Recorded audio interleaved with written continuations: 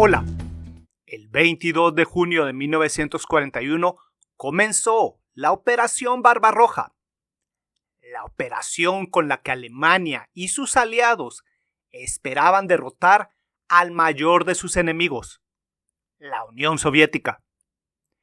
Pero pese a que los soviéticos fueron tomados totalmente por sorpresa, el 24 de junio, 2 días después del inicio de aquella guerra, los soviéticos lanzaron el primero de una enorme serie de contraataques que ejecutarían ese mismo año de 1941. Y ese primer contraataque fue efectuado por una gran fuerza de tanques, infantería, caballería y artillería. Y ejecutar ese contraataque era una orden directa del mismo Stalin, quien quería derrotar inmediatamente a los invasores.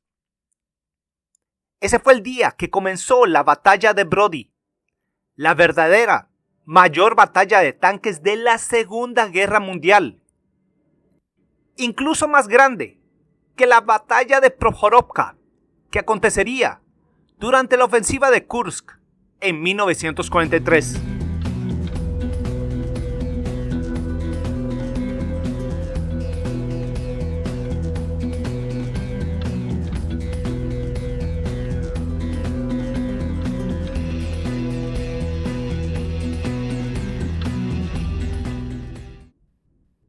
Capítulo 1. Contraatacar de inmediato. Barbarroja fue la operación militar más grande y ambiciosa de la Segunda Guerra Mundial. Con más de 3.800.000 soldados alemanes y de sus aliados participando en el ataque contra 2.900.000 soldados soviéticos. El objetivo de la operación: aplastar al Ejército Rojo y capturar enormes extensiones del territorio soviético. Y para lograr sus objetivos, los alemanes usaron su efectiva doctrina táctica y operacional de batalla de maniobras, esperando que la sorpresa, el shock y la velocidad del asalto hicieran que las defensas soviéticas se desmoronaran completamente en cuestión de semanas. Como lo dice el Dr. John Smith, historiador militar, la magnitud de la Operación Barbarroja no tenía precedentes. Fue un despliegue logístico y militar colosal diseñado para destruir al Ejército Rojo y asegurar el Lebensraum o espacio vital para Alemania. Y el principal esfuerzo de la ofensiva alemana estaba en el Grupo de Ejército Centro, el cual tenía como objetivo avanzar rápidamente hasta Moscú. Y pronto, sus unidades Panzer se hallaron cortando un camino a través de las sorprendidas unidades enemigas, dirigiéndose hacia la capital soviética.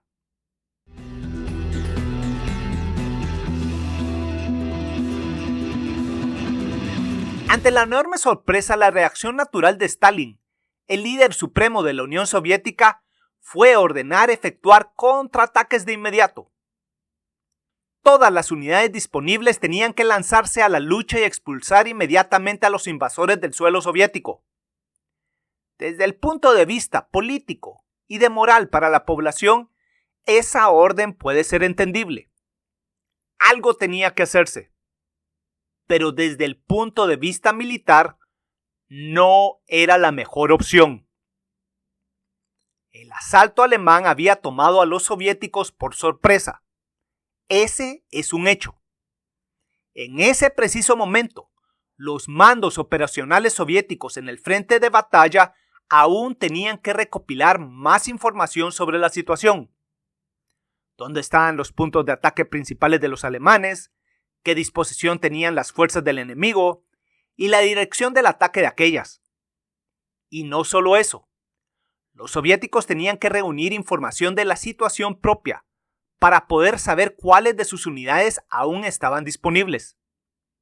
Y ya, con una idea más clara, poder desarrollar planes de acción adecuados. Por el momento, la mejor opción para los soviéticos era resistir y reorganizarse para luego lanzar contraataques apropiados. pero Stalin insistió. No importando la situación de sus unidades en el frente, estas tenían que ponerse en marcha y derrotar a los alemanes de inmediato. Como lo dice el Dr. John Smith, la decisión de Stalin de contraatacar sin una evaluación clara de las capacidades alemanas y las disposiciones de sus propias fuerzas fue un error estratégico que costaría muchas vidas.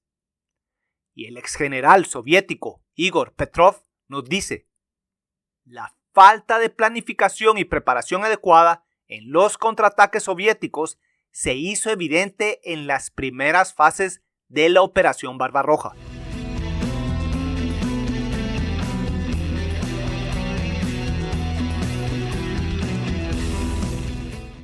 Capítulo 2. La batalla de Brody. Y mientras el grupo de ejército centro-alemán penetraba profundamente las posiciones de los ejércitos soviéticos, el flanco sur de ese grupo de ejércitos tenía que ser protegido por las acciones del primer grupo Panzer que pertenecía al grupo de ejército sur. Y el primer grupo Panzer, bajo el mando del general Oberst von Kleist, era una formación muy móvil y letal, compuesta por divisiones de tanques y motorizadas que podían realizar complejas batallas de maniobras a gran velocidad.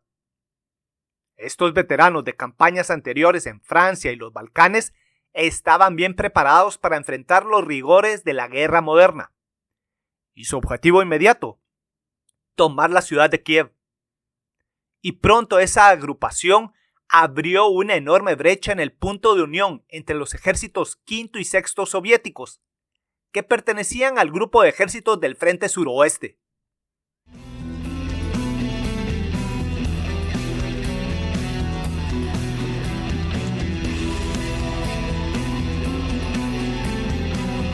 Precisamente, el frente sudoeste soviético era la agrupación más nutrida de ejércitos que los soviéticos tenían en su frontera occidental. Y, bajo las órdenes de Stalin, ya para el 23 de junio, unidades mecanizadas de esa enorme agrupación se pusieron en marcha para contraatacar a los alemanes. Específicamente, unidades del 8º y 15º cuerpo mecanizados, del 5º ejército, y unidades del 9º y 19º cuerpo mecanizado del 6º ejército, más elementos de otros cuerpos mecanizados y de infantería, para realizar un doble envolvimiento de las unidades del primer grupo Panzer. El comandante del frente sudoeste, el general Mikhail Kirponos, al igual que el personal de su Estado Mayor, estaban convencidos que en ese preciso momento la mejor estrategia debería de haber sido permanecer a la defensiva hasta que la situación se aclarara. Sin embargo, ya habían recibido de la Stavka la orden de efectuar un contraataque general. Esa fue la directiva número 3 bajo la autoridad del jefe de Estado Mayor Georgy Zhukov. Entonces, con sus órdenes recibidas, los soviéticos se lanzaron a la acción.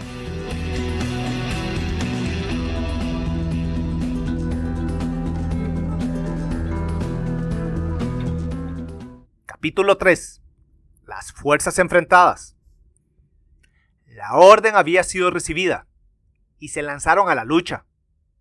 Contra ellos, el primer grupo Panzer tenía cerca de 160,000 soldados, 800 tanques y 1,800 piezas de artillería. Mientras que los 4 cuerpos motorizados soviéticos y las otras unidades que se les unirían tenían aproximadamente 170,000 soldados, 3,500 tanques y 2,000 piezas de artillería. Y precisamente de las fuerzas soviéticas tenemos que centrar nuestra atención en aquellos 3,500 tanques. Una fuerza enorme. Y los alemanes no solo tenían menos tanques, además, una parte sustancial de los mismos eran modelos Panzer II equipados con diminutos cañones automáticos de 20 milímetros, de escasa efectividad contra vehículos blindados, más otra cantidad sustancial de tanques Panzerwaffen 38T de origen checoslovaco, equipados con un arma antitanque de 37 milímetros. Mientras que parece que la mitad de los tanques alemanes disponibles eran Panzerwaffen III, con un cañón antitanque medio de 50 milímetros, y Panzerwaffen IV, con un obús corto de 75 milímetros. El Panzer III había sido diseñado por los alemanes antes de la Segunda Guerra Mundial para ser el vehículo de combate principal en sus divisiones Panzer. Este tanque sería el vehículo antitanque de esas formaciones.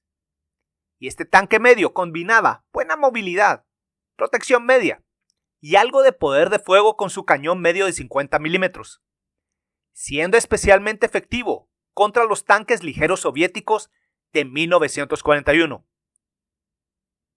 Mientras que el Panzerwaffen IV fue concebido inicialmente como un tanque de apoyo, tanto para la infantería motorizada como para los Panzer terceros. Y el Panzerwaffen IV demostró ser extremadamente versátil gracias a su obús de 75 milímetros, que le permitía enfrentar tanto a vehículos blindados como contra cañones antitanque y fortificaciones de campo. Y gracias a su capacidad para recibir mejoras, este tanque estuvo en servicio hasta el final de la guerra. Por otro lado, tenemos a los 3.500 tanques soviéticos, que en papel estaban disponibles para la batalla de Brody. La enorme mayoría de estos tanques eran tanques ligeros T-26 y BT-7, pero los soviéticos también tenían varios cientos de modernos tanques medios T-34 y pesados KB-1 y KB-2. El numeroso T-26 de los soviéticos ya era relativamente obsoleto. Su velocidad, escasa, al igual que su protección, muy ligera, haciéndolos muy vulnerables al fuego de las armas antitanque alemanas. Por su parte, el BT-7 era un poco más moderno, y tenía una enorme velocidad y maniobrabilidad para efectuar la doctrina de las operaciones de penetración profunda acuñadas por los soviéticos. Sin embargo, su blindaje ligero también los hacía muy vulnerables a las armas antitanque y a los tanques alemanes. Para 1941, tanto el T-26 como el BT-7 ya estaban muy cerca de ser obsoletos.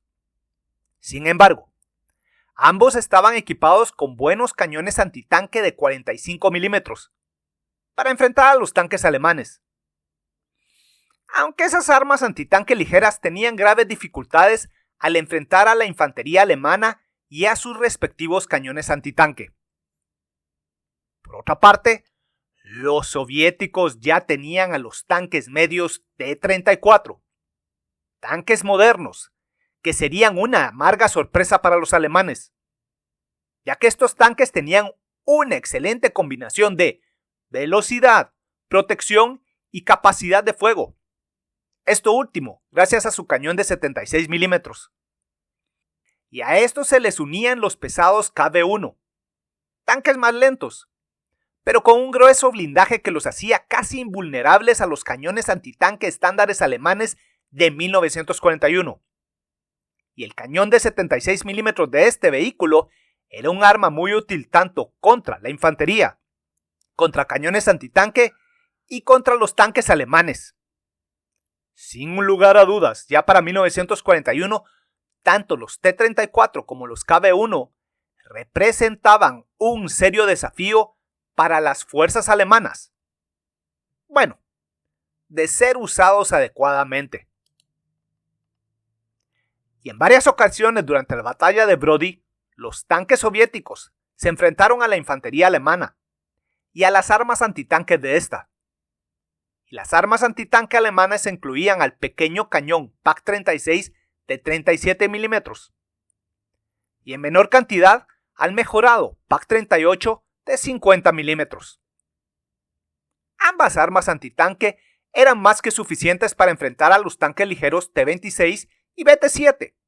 Sin embargo, eran ineficaces contra los tanques medios T-34 y los pesados KB-1. Las limitaciones de las armas antitanque alemanas quedaron expuestas durante la batalla de Brody, obligándolos a usar tácticas de combate cercanas y artillería pesada y antiaérea para neutralizar a esa amenaza. El analista de defensa Mark Davis nos dice: la incapacidad de los cañones antitanque alemanes para destruir a los T-34 y KV-1 evidenció la necesidad de armas más poderosas, lo que llevó al desarrollo de modelos posteriores como el PaK-40 de 75 milímetros. Los tanques alemanes y las armas antitanque de su infantería tendrían serios problemas al enfrentar a los blindados soviéticos medios y pesados. Sin embargo, los alemanes tenían a su favor a tropa y mandos muy experimentados, capaces de recopilar datos a gran velocidad y con un alto grado de certeza para poder tomar decisiones sobre la marcha. Además, los alemanes peleaban en grupos de armas combinadas altamente coordinados para maximizar la efectividad de sus acciones de combate. Y además, tenían una enorme superioridad aérea. La Luftwaffe estaba allí para proteger el espacio aéreo sobre las unidades alemanas y también para realizar operaciones de reconocimiento y misiones de ataque para desorganizar a los asaltos y dañar las líneas de aprovisionamiento soviéticas. Para el 24 de junio de 1941, la Fuerza Aérea Soviética ya había sufrido una enorme cantidad de bajas. Así, con un control casi completo del aire, la Luftwaffe jugó un papel crucial atacando y debilitando a las unidades soviéticas. El historiador militar Hans Zimmer nos dice: la superioridad aérea alemana fue un factor decisivo en la batalla de Brody, permitiendo a las fuerzas terrestres alemanas operar con mayor libertad y eficacia. Y la historiadora militar Elena Morozova nos dice: la Luftwaffe proporcionó un nivel de apoyo y reconocimiento que los soviéticos no pudieron igualar, aumentando la efectividad de las acciones del primer grupo Panzer.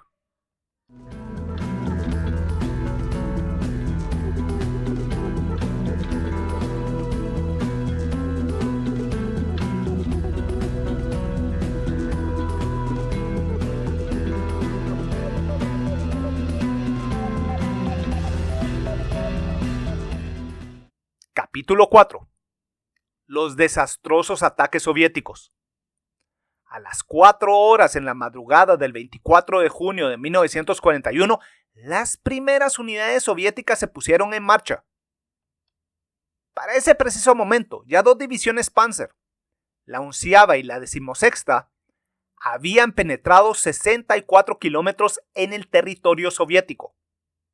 Tras ellas, estaban las otras divisiones Panzer y motorizadas del primer grupo Panzer. Y en su flanco norte estaban divisiones de infantería del Sexto Ejército.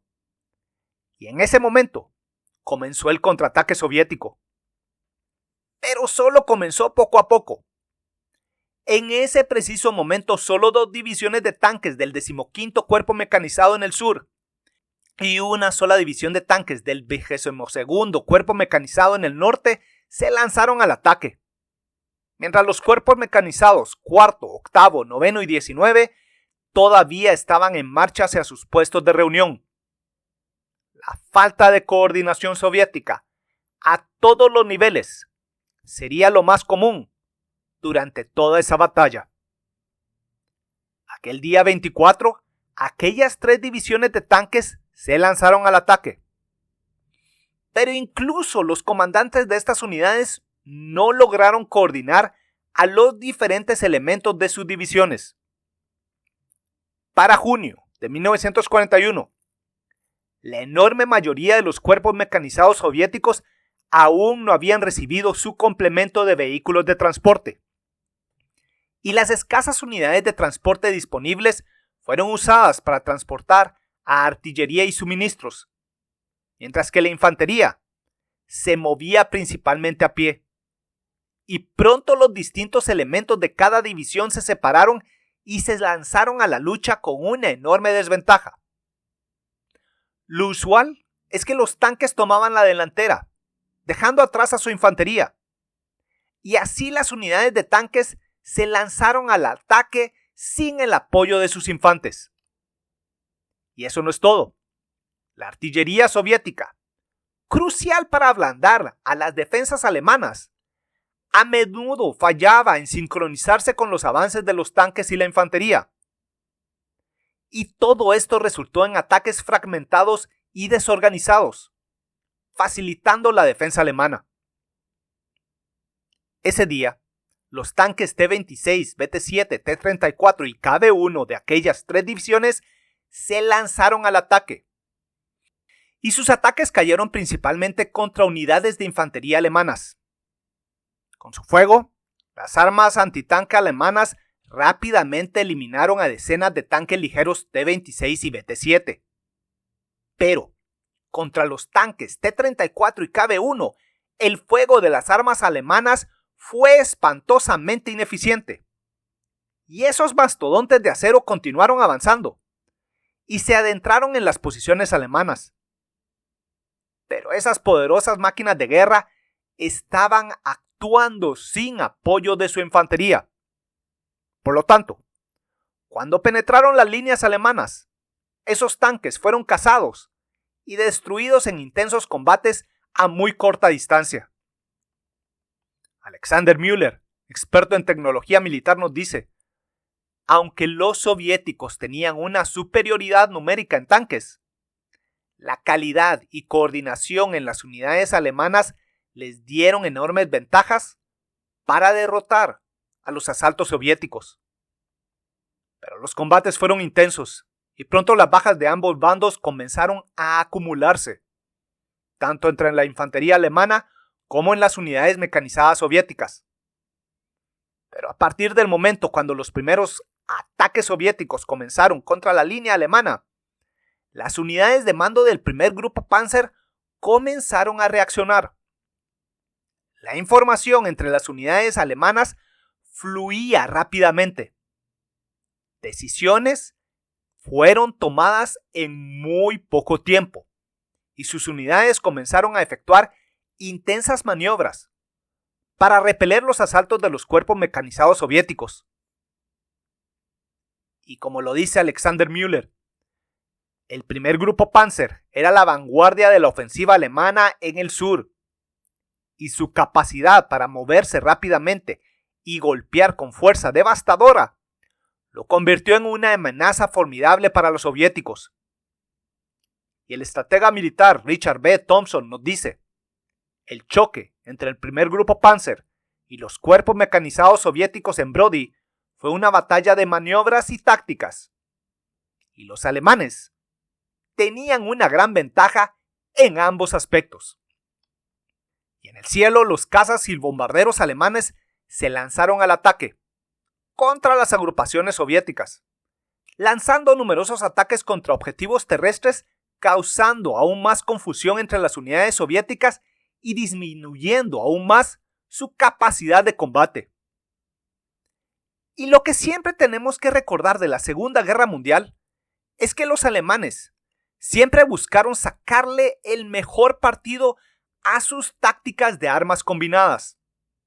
Sus famosos Kampfgruppen traían a la lucha una adecuada combinación de tanques, infantería, artillería y elementos de reconocimiento para enfrentar y derrotar a sus enemigos en fluidas batallas de maniobras.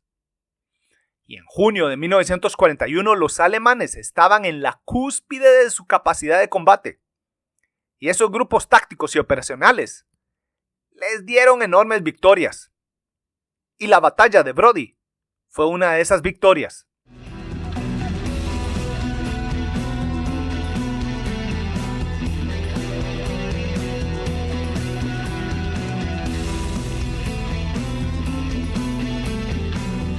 Capítulo 5. La batalla pronto finaliza. La batalla de Brody duró aproximadamente 5 días, desde el 24 al 29 de junio de 1941. Y al finalizar la misma, los soviéticos tuvieron que retroceder tras haber sufrido una enorme cantidad de bajas. Aproximadamente perdieron 800 tanques en combate, más un gran número perdidos por fallas mecánicas, junto a 36,000 muertos, heridos, capturados o desaparecidos. Mientras que los alemanes, pese a haber triunfado, también sufrieron cuantiosas pérdidas, con cerca de 200 tanques destruidos y alrededor de 8.000 bajas entre muertos, heridos y desaparecidos. Las bajas sufridas por ambos bandos reflejan la intensidad del combate y la brutalidad de la lucha que caracterizaría al Frente del Este durante toda la Segunda Guerra Mundial. El primer grupo Panzer, pese a las pérdidas sufridas en equipo y personal, sobrevivió a la batalla en buen orden, y tras un par de días de descanso, los alemanes pronto reanudaron su avance hacia Kiev. Conclusiones.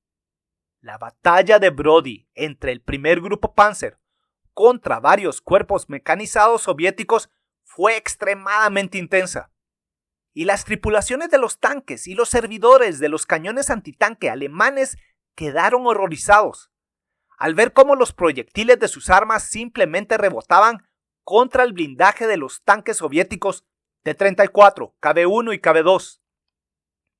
Pero los cuerpos mecanizados soviéticos fueron espantosamente usados, y por esa razón, las unidades mecanizadas alemanas lograron aislar y derrotar a las unidades soviéticas en intensas batallas de maniobras. Y también hay que destacar el apoyo de la Luftwaffe, que se lanzó a realizar operaciones de apoyo cercano y de interdicción causando bajas, creando confusión y cortando efectivamente el reabastecimiento de combustible y municiones a las unidades soviéticas, disminuyendo enormemente su capacidad de combate. Gracias a su alto grado de coordinación y a su enorme experiencia en combate, las fuerzas alemanas lograron reaccionar en muy poco tiempo.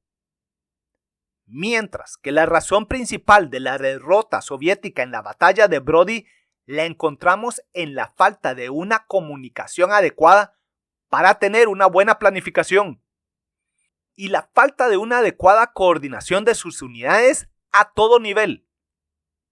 El caos pronto atrapó a los soviéticos, y las bajas masivas sufridas por estos subrayan las dificultades que enfrentaron al intentar detener el avance alemán sin una organización adecuada.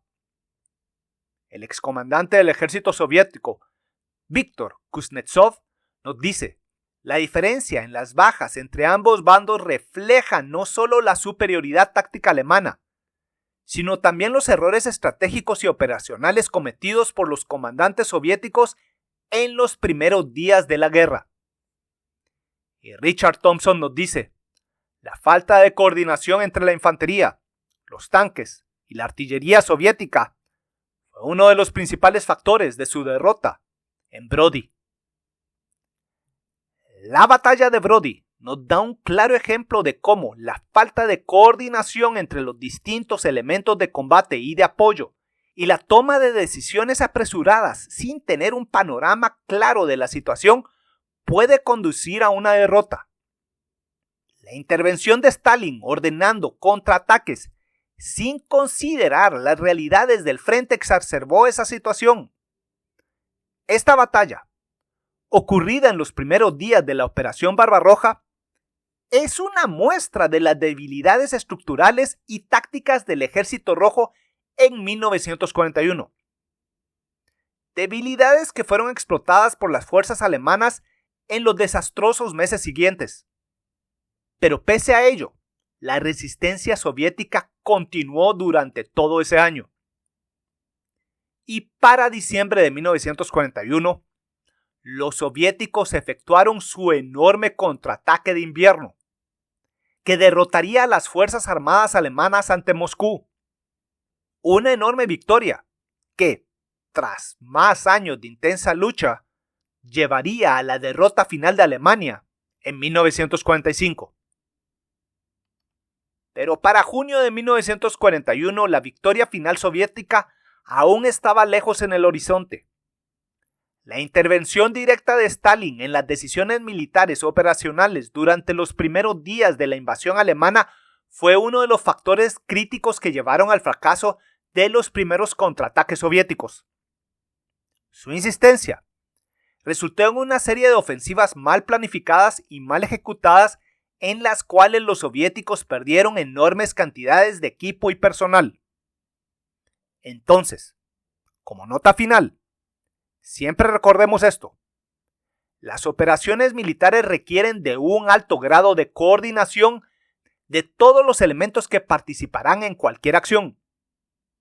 En particular cuando participan en la acción decenas de miles de individuos. Nuevamente, organización y coordinación son fundamentales para así tener una buena oportunidad de triunfar. De lo contrario, la derrota será lo más probable. Así de simple. Esa fue la batalla de Brody. Pero antes de abandonar este video, tenemos que reconocer que la batalla de Brody fue la batalla de tanques más grande de la Segunda Guerra Mundial. En 5 días de intensos combates se cree que estuvieron disponibles en ambos bandos 4.300 tanques, 3.500 soviéticos y 800 alemanes. 2 años más tarde, en la batalla de Kursk de 1943, se estima que se enfrentaron 7.800 tanques y cañones autopropulsados soviéticos y alemanes. Pero es un error considerar a Kursk como una batalla. Realmente Kursk tiene que ser conocida como una ofensiva y no como una batalla. La fase de la Operación Ciudadela de los alemanes durante la ofensiva de Kursk duró 1 semana y 5 días. Y esa operación fue lanzada en una enorme extensión de terreno donde acontecieron numerosas batallas en el norte y el sur del extenso campo.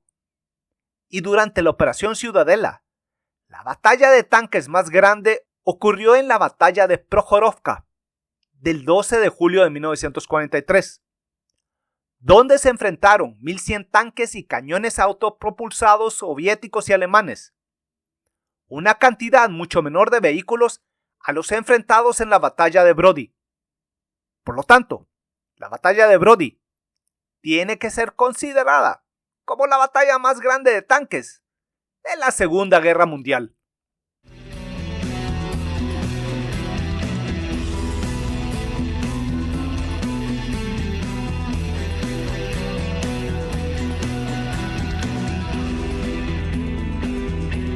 Bueno, espero que este video les haya gustado.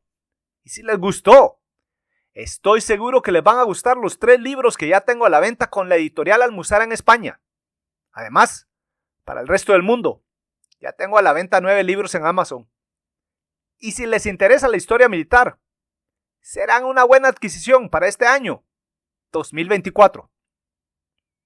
Y como siempre, quiero agradecerle a mis patrocinadores por su apoyo para continuar realizando estos videos. Muchas gracias. En mi cuenta de Patreon ya tengo habilitada una tienda por si desean adquirir piezas de arte creadas por mí. Atentamente, Víctor Aguilar Chan.